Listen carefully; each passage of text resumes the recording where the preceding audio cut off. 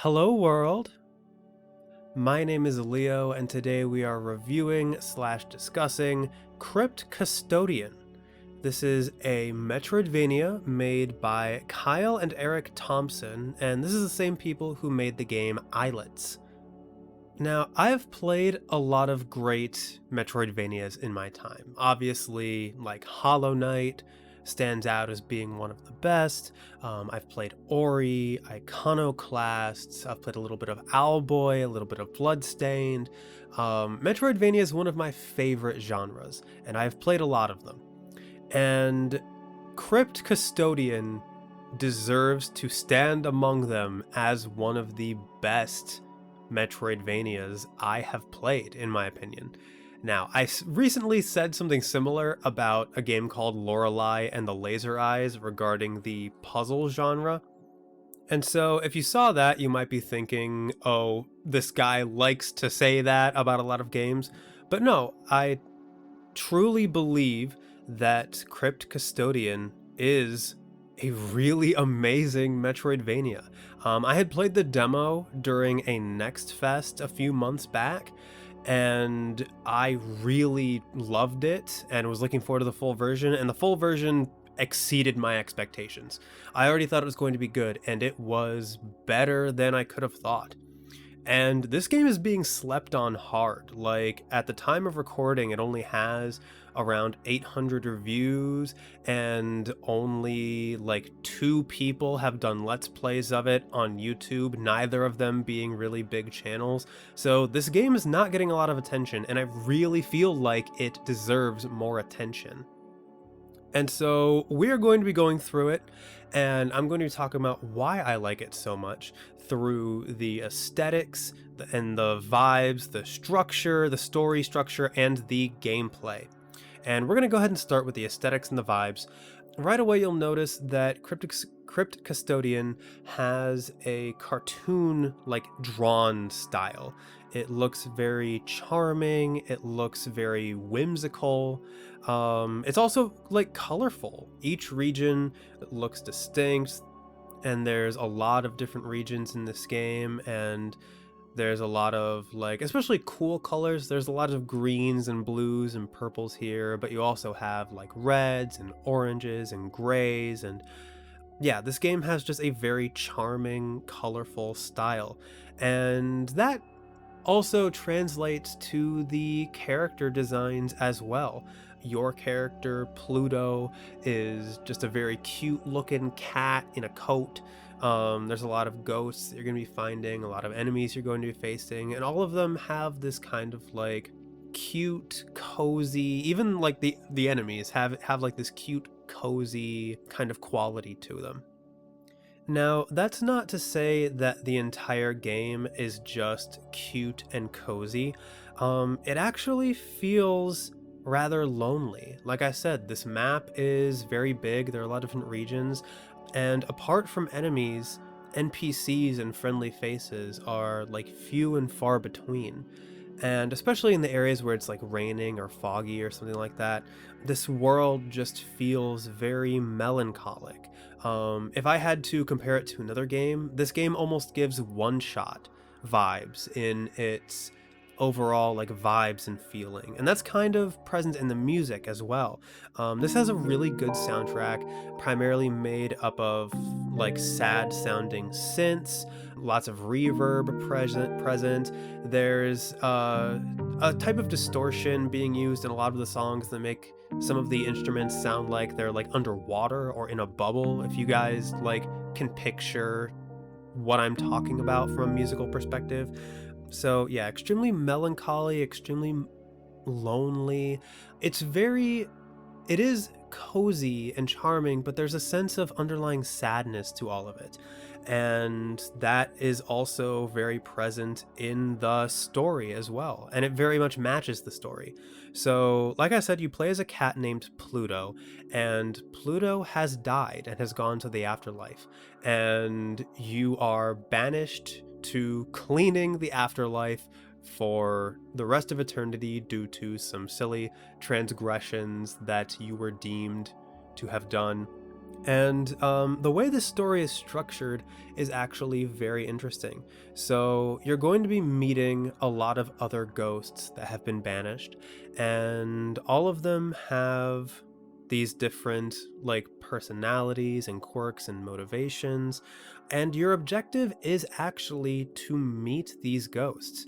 Relatively close to the beginning of the game, you are given your end objective, and you are told that in order to be able to complete your end objective, you need to just go around the map and meet people and make friends with them and help them with whatever they need.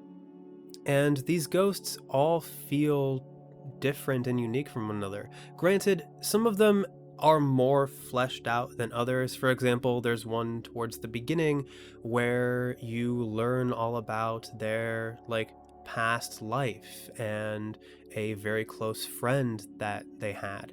But then another ghost, you only hear about them and you don't even speak to them until they're rescued, and even then they only get like maybe 2 lines in the entire game. So yeah, some of these ghosts are more fleshed out than others, but all of them have a very charming quality to them.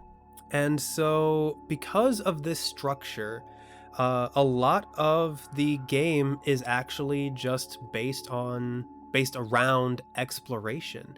There's not a whole lot of plot going on for the majority of the game until you're able to get to your end objective. And what's more, you don't have a like clear objective marker telling you where to go. It really is exploration based. Like there in the shop, there are objective markers, one use objective markers that you can buy for both main objectives and side objectives. And you can keep buying them over and over if you want to play the game that way. But to me, the game feels very much like it is just supposed to be explored. And to that end, you can go wherever you want. Like, if you come across a region and you have the ability to get there, then you can go there and explore it. And a lot of times, this could result in you visiting places, quote unquote, out of order. Like, I know through all of the friends that I was supposed to meet, there were quite a few that popped up like later in the grid than I thought. So I'm pretty sure that I, like, in terms of what the game's quote unquote order is supposed to be, I definitely went out of order. But I much more enjoyed my experience that way. I found this structure to be extremely novel and unique for a Metroidvania.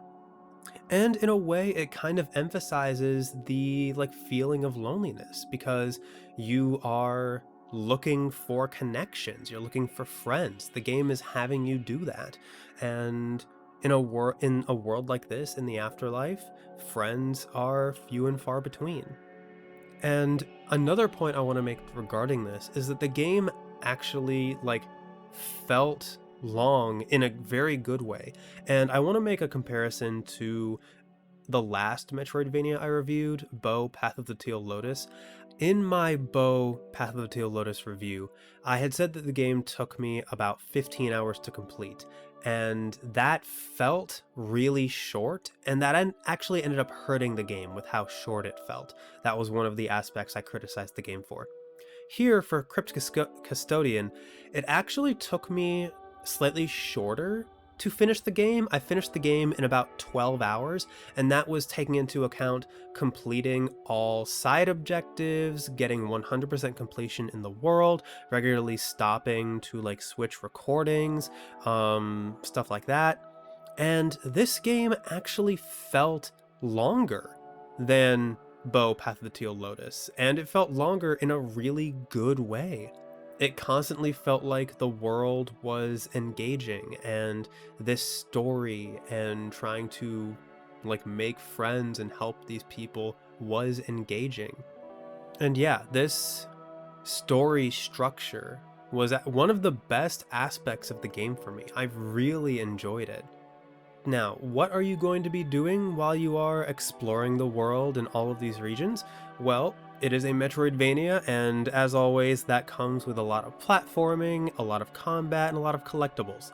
In terms of the combat, and like your controls. You have your typical jump, dash, attack, and you have a special ability that can be charged with landing hits on enemies. And this all feels really good and really polished. Unusually for a Metroidvania, I would say, there's no healing mechanic in Crypt Custodian. You can only heal at checkpoints, which to be fair are pretty regularly dispersed throughout the world. But yeah, I would say that is fairly unusual for a Metroidvania. For combat, your main weapon is a broom because you are a custodian cleaning the afterlife, and your combat and abilities are enhanced through charms and other special abilities. So the special abilities you can find throughout the world, there's around like 7 or 8 of them, and they all vary in terms of their utility and what they can do. One of them creates like spinning brooms around you and then shoots brooms in 4 different directions. One of them lets you like place mines wherever you step for a short period of time. One of my favorites just sent out a bunch of homing missiles that automatically went towards enemies. That was a lot of fun. And then the charm system is very similar to Hollow Knight's charm system. And you will actually find quite a bit of overlap, I would say, between the type of charms in Hollow Knight and the type of charms in Crypt Custodian. However, one thing that differentiates the charm system in Crypt Custodian from Hollow Knight is that, as far as I can tell, there is no upper limit to the amount of charms that you can equip. So just like in Hollow Knight, you need like slot to be able to equip these charms. In Crypt Custodian's case, it's upgrade points, and these upgrade points can be found as collectibles out in the world by completing different puzzles and challenges, or they can be bought from a specific vendor in like one of the beginning areas. And I got up to about 80 total upgrade points across finding them and buying them, and the vendor was still selling me upgrade points by the time I finished the game. So theoretically, there could be a scenario where you could like grind out the main currency, which is garbage, and then be able to equip every single charm that you can get.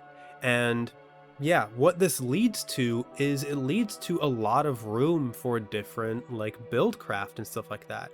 Of course, you have your typical ones that like increase your damage or your movement speed or your like attack speed, but you also have ones that like leave a mine on the ground whenever you jump, or give you a ghost companion that automatically collects garbage or attacks enemies for you.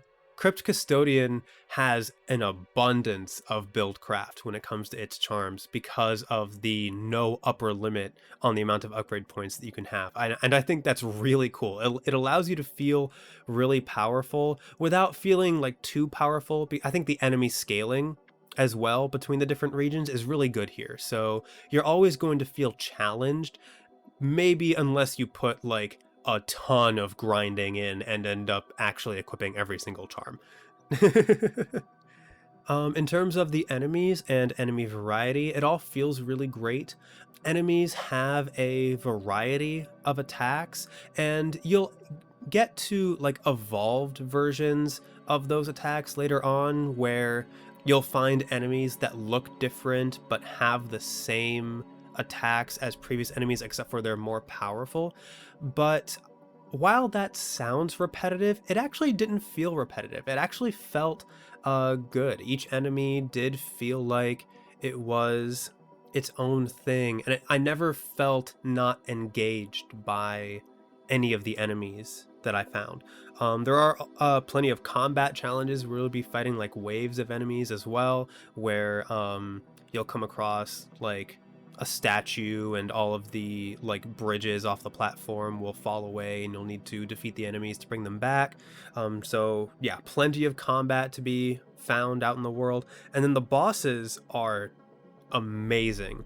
First off, I really like how the music shifts when you get to like the second phase. A lot of times the music will get faster and more out of tune the more phases you hit in a boss fight. Most bosses either have like 2 phases or 3 phases or something like that.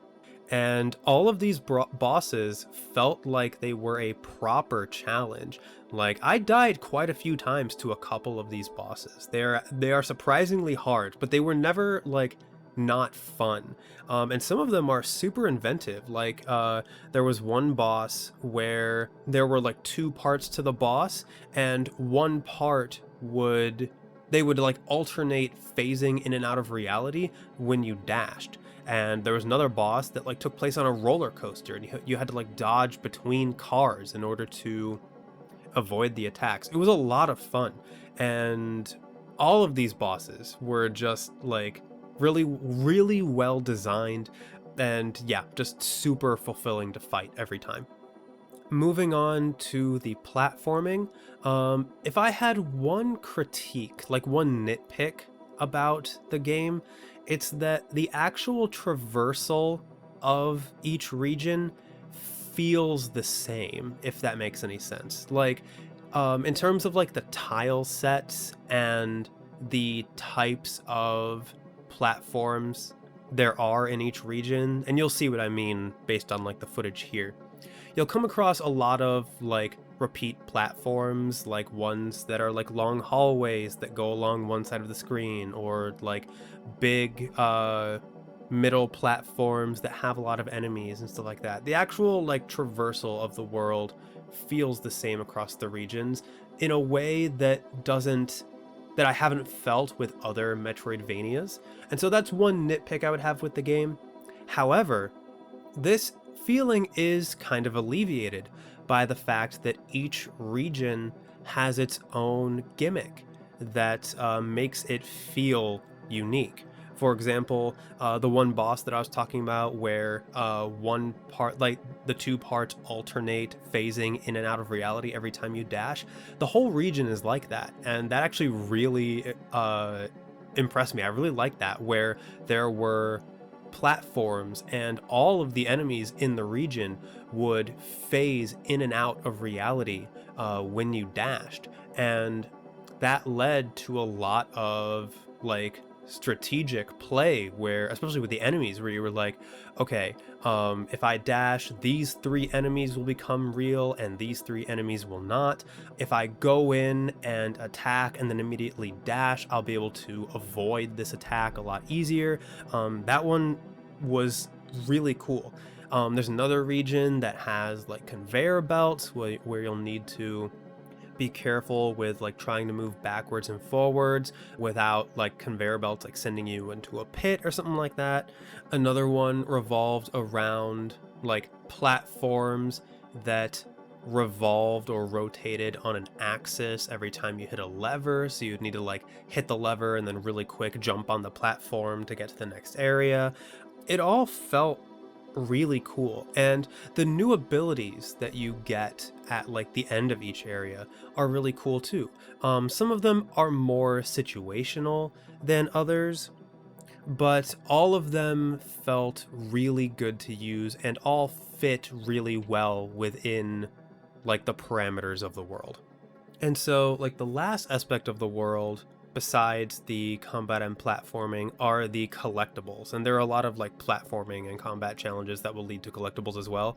And there are a lot of collectibles for you to find out in this world, and this will definitely scratch the itch of people who like to like 100% things through collectibles and go out and find into every little nook and cranny and find things. There's a lot to get here, and I personally found it very enjoyable to find everything.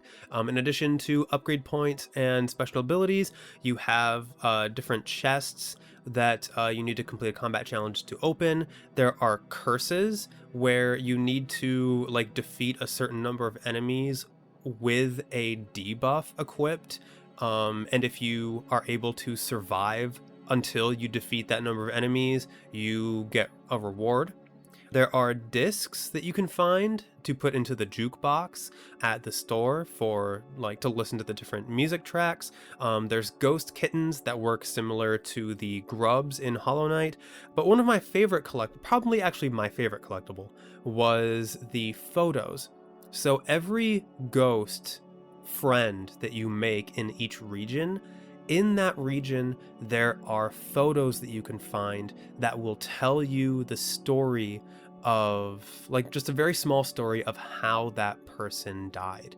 And that kind of added to the like one shot melancholic sad vibes of the game, because a lot of times these photos are like very emotional and it's told like as a very like heartfelt story. And I really liked finding these collectibles. I really liked these moments of being able to find out just a little bit more about how these spirits were when they lived and how they met their tragic end.